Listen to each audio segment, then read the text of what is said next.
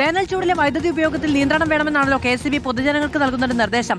എന്തൊക്കെ കാര്യങ്ങൾ ശ്രദ്ധിക്കാം, എന്തൊക്കെ കാര്യങ്ങൾ ശ്രദ്ധിച്ചാൽ കുറച്ചുകൂടി ബെറ്റർ ആയ ഒരു സാഹചര്യം ഉണ്ടാകും എന്ന് നമുക്ക് നോക്കാം. നോക്കൂ, വൈകുന്നേരം 6 മണി മുതൽ 11 മണി വരെയുള്ള ഉപഭോഗം കുറയ്ക്കുക എന്നുള്ളതാണ് ആകെ നമ്മുടെ മുന്നിലുള്ള ഏറ്റവും പ്രധാനപ്പെട്ട ഒരു വഴി എന്ന് പറയുന്നത്. അതാണ് പീക്ക് ടൈം. അവിടെയാണ് ഏറ്റവും കൂടുതൽ വൈദ്യുതി ഉപയോഗം ഉണ്ടാകുന്നത്. 6-നും 11-നും ഇടയിലുള്ള ഉപയോഗം കുറയ്ക്കുവാനുള്ള തീരുമാനം നമ്മൾ എടുക്കണം. രണ്ടാമത്തേത്, pump, washing machine, induction stove ഉപയോഗം കുറയ്ക്കണം. പ്രത്യേകിച്ച് ഈ സമയത്തെങ്കിലും അത് ഉപയോഗിക്കാതിരിക്കണം എന്നുള്ളതാണ്. ഇനി അടുത്ത നിർദ്ദേശമായി നമ്മുടെ മുന്നിലുള്ളത്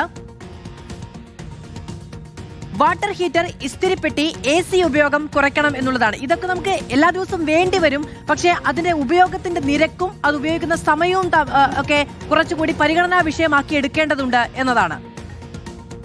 AC-യുടെ താപനില 24 മുതൽ 26 ഡിഗ്രി സെൽഷ്യസിൽ വരെ ക്രമീകരിക്കണം എന്നുള്ളതാണ്.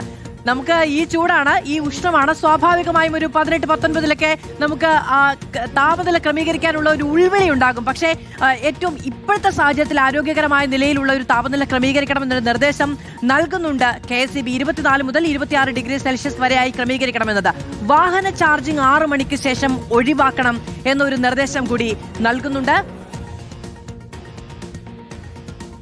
ഇത്രയും കാര്യങ്ങളാണ് നിർദ്ദേശിക്കുന്നത്. ഇപ്പം നമുക്ക് രാവിലെ മോട്ടർ ഇടേണ്ടി വരും, രാവിലെ ഡ്രസ്സൊക്കെ തേക്കേണ്ടി വരും, കുട്ടികളൊക്കെ സ്കൂളിൽ പോകുന്നുണ്ടെങ്കിൽ. ഇത് അവധിക്കാലമാണല്ലോ അല്ലേ? ശരി. അപ്പോൾ എന്താണെങ്കിലും നമുക്ക് ചെയ്യേണ്ട കാര്യങ്ങൾ ഈ പീക്ക് അവറിലേക്ക് മാറ്റിവെക്കാതെ മറ്റുള്ള സമയങ്ങളിലേക്ക് ക്രമീകരിക്കുക. വൈകുന്നേരം എന്തായാലും ഈ മോട്ടർ ഇടാൻ എന്തായാലും വെള്ളം നിറക്കണമല്ലോ. അപ്പോൾ ഒരു ഉച്ച സമയത്തോ അധികം ഉപയോഗമില്ലാത്ത സമയത്തേക്ക് അതൊരു ഷെഡ്യൂൾ ഉണ്ടാക്കി ചെയ്യുക എന്നുള്ളത് മാത്രമാണ് നമുക്ക് ചെയ്യാൻ കഴിയുന്ന ഒരു കാര്യം.